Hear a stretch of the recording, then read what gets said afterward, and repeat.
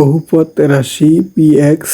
x cube minus 3x square মাইনাসৰ 6x plus 8ৰ শূন্য হয় তেন্তে a আৰু b ৰ মান উলিয়াব লাগে। তো এইখিনি কৰিবলৈ হ'লে যে ax cube plus bx square plus cx plus d এটা কি ত্ৰিঘাত বহুপদ। এই ত্ৰিঘাত বহুপদৰ কি যে যদি শূন্য আলফা আৰু বিটা আৰু গামা মানে তিনিটা শূন্য থাকিব ত্ৰিঘাত বহুপদৰ, তাহলে এই তিনিটা শূন্য প্লাস কৰিলে alpha plus beta plus gamma minus B by A, alpha beta beta gamma gamma alpha C by A alpha beta gamma minus D by A. তাহলে এই তিনিটা সূত্র তোমার কি হব,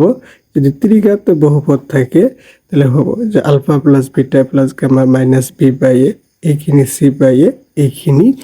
মাইনাস ডি বাই এ। এতিয়া কি আছে যে এ মাইনাস বি এ প্লাস বি যে পি এক্সর কি দিয়ে আছে বহুপদ দিয়ে আছে, যে পি এক্সর বহুপদ যে P X px x cube minus 3x square মাইনাসৰ 6x প্লাছ 8। তো ইয়াৰ শূন্যবিলাক দিয়া আছে A minus B A plus B, তাহলে A minus B plus A plus B, তাহলে কি আহিব তোমাৰ মাইনাস বি বাই এ, তাহলে এইখিনি হ'ব এ, ইয়াত হ'ব তোমাৰ বি। তাহলে বি কিমান আছে মাইনাসৰ 3, এ কিমান আছে 1, তাহলে বি কি যাব ক্যান্সেল, তাহলে 3a, তাহলে 3a ইজ ইকুয়াল টু কি আহিব 3, তাহলে 3 দি তোমালোকৰ হৰণ যাব 3/3, a ইজ ইকুয়াল টু কি আহিব তোমাৰ 1 আহিব। তাহলে অপশন 5ৰ 1 number a is equal to 1 এইখিনি কি হ'ব তোমাৰ সত্য হ'ব। এতিয়া কি কৈছে বিৰ মান বাহিৰ কৰিব লাগে। তো বিৰ মান বাহিৰ কৰিবলৈ হলে যে তোমাৰ এ যে alpha into beta into gamma minus D by A, তাহলে কি আহিব এ মাইনাস বি এ আৰু A plus B minus D by A, তাহলে ডি ইয়াত কিমান আছে 8 আছে, ডি 8 আছে আৰু এ কিমান আছে 1 আছে, আৰু এৰ মান কিমান পোৱা গৈছে 1 পোৱা গৈছে, তাহলে 1 মাইনাস বি ইনটু 1 মানে এর মান 1 প্লাস বি, ডি কিমান আছে 8, এ কিমান আছে 1, 8 আছে আৰু 1 আছে। তো এইখিনি পূৰণ কৰিলে 1 minus B into 1 plus B মাইনাসৰ 8।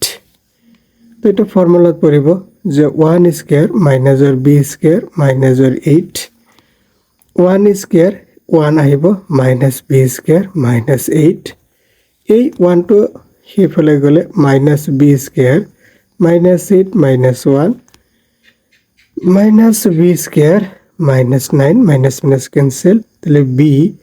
প্লাস মাইনাস রুট ওভার 9, তাহলে বি ইজ ইকুয়াল টু কি আহিব তোমাৰ প্লাস মাইনাস 3 আহিব, তাহলে বি প্লাস মাইনাস 3 তোমাৰ এ আহিব 1। তাহলে নাম্বাৰ 5ৰ কি আছে তোমাৰ 1ৰ এ 1 এটা সত্য, বিৰ মান সমান সমান প্লাস মাইনাস 3 এইখিনি সত্য, তাহলে কি আহিব অপশন বি আহিব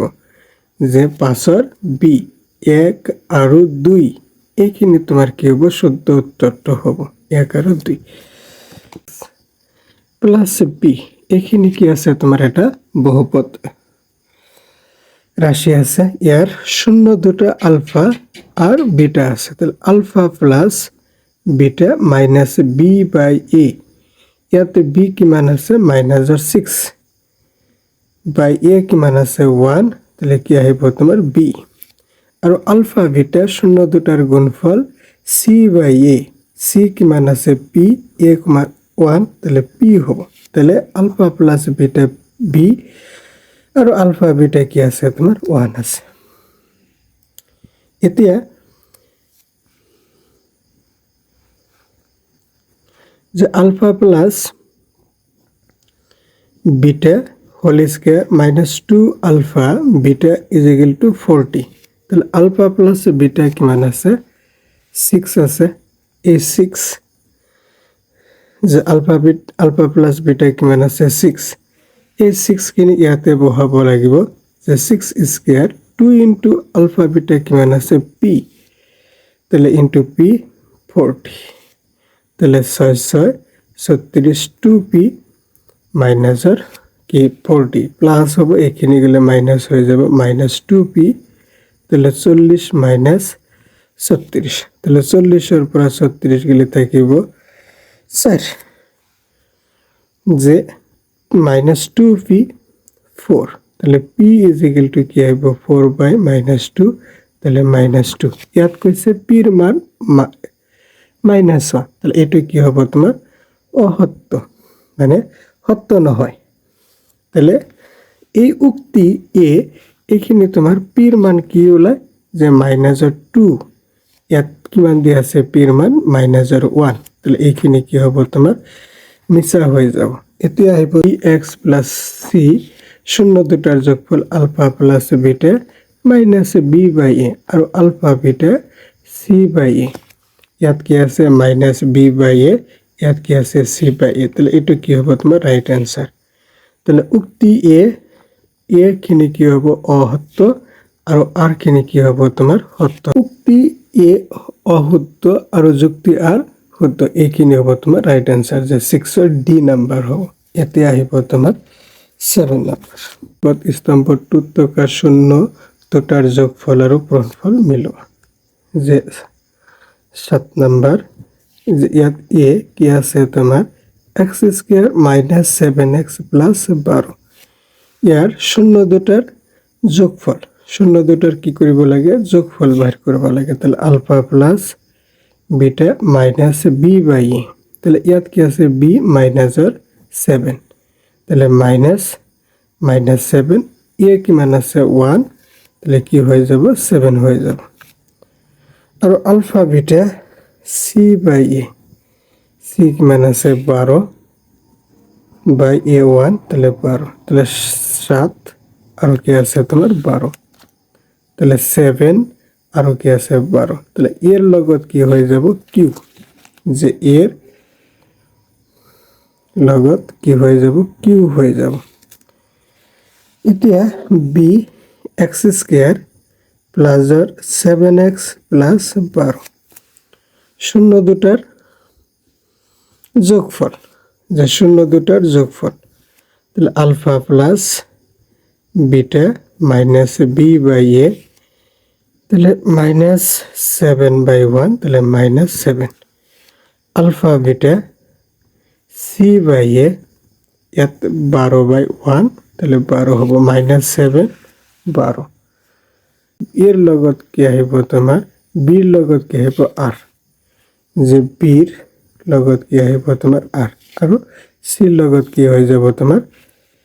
সি, এর লগত কিউ, বির লগত আর, সির লগত কি হয়ে যাব পি। এটা অ্যান্সার কত আছে যে বি নাম্বার, অপশন 7 বি, এর কি আহিব কিউ, বির আর, সির কি হয়ে যাব তোমার পি হয়ে যাব। 2x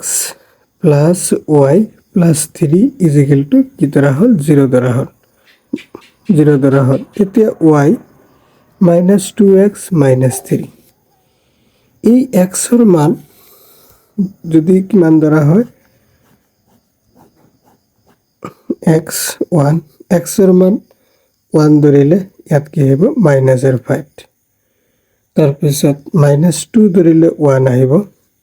মাইনাস 3 ধরিলে কি আহিব তোমার 3। এতিয়া গ্রাফত তোমালোকে যদি বহাই যে 1 মাইনাস 5 আহিব,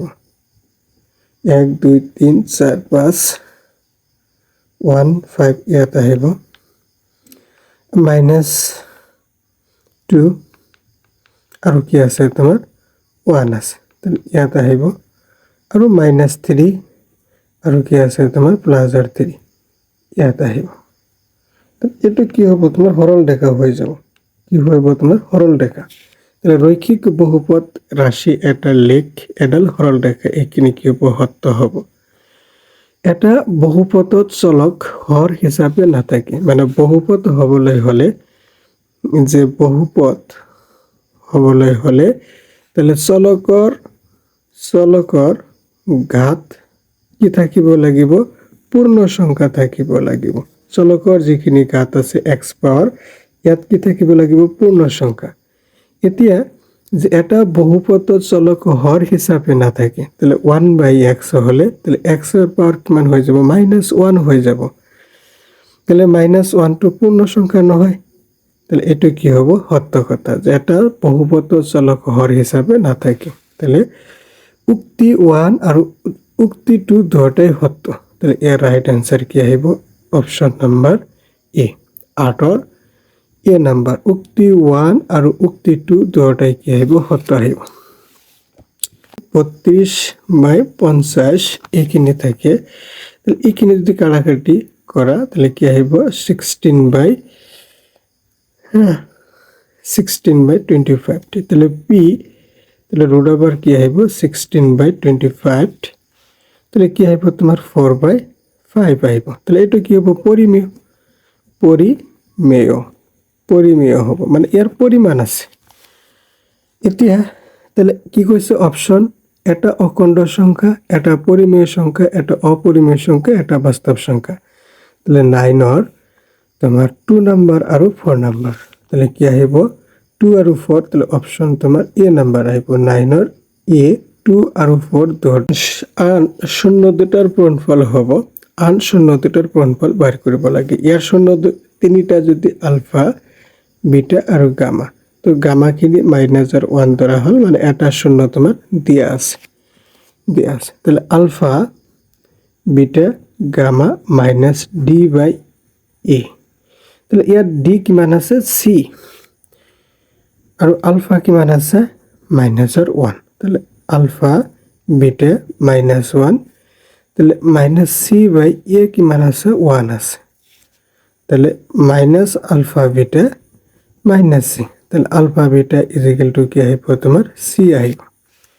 এতিয়া এই শূন্য কিমান দিয়া আছে -1 দিয়া আছে তাহলে p -1 কি আহিব 0 তাহলে x এর ঠাইত -1 বহালে 1 cube a into -1 square b into -1 plus c is equal to 0 তাহলে -1 plus a minus b plus c is equal to 0 এতিয়া এই c মানে শূন্য দুটার পূরণফল c is equal to কি শূন্য দুটার পূরণফল তাহলে ইয়াত কি আহিব যে c খিনি ইয়াত রাখি বাকিবিলাক ইয়াত আনিব লাগে c b তাৰপিছত -+1 তাহলে এই c সমান কি লেখা যায় যে c